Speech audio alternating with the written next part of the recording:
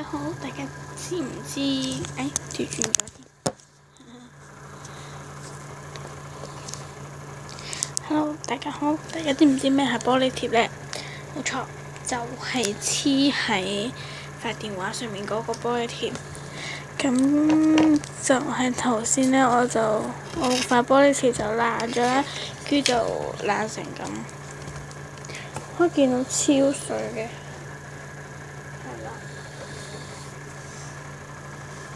之後呢，各位見唔到呢？佢呢度有個位呢，超尖啊，超尖嘅呢個位，我有啲懵。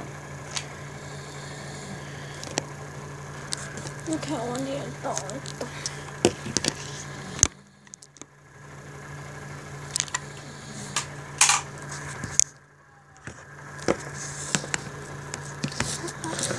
係我自己揸住。係啦，就係咁樣。佢有個位咧係勁尖，我唔記得咗邊度啦。總之佢有個位咧係超尖嘅。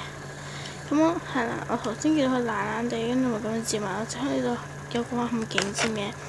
之後咧我就唔小心拮到隻手啦，拮到我隻手指咁都變到咁樣。之後流出真血，大家睇下我啲血，跟住。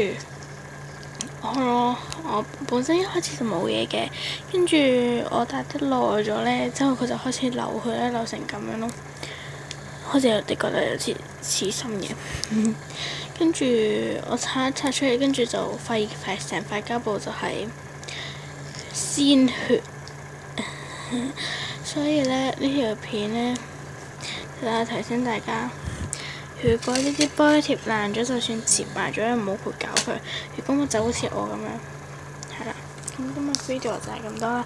你哋一定要subscribe啦，但係你亦都可以 like 或者 dislike 嘅。不過應該好多人都 dislike，因為有血喺度。好啦，拜拜。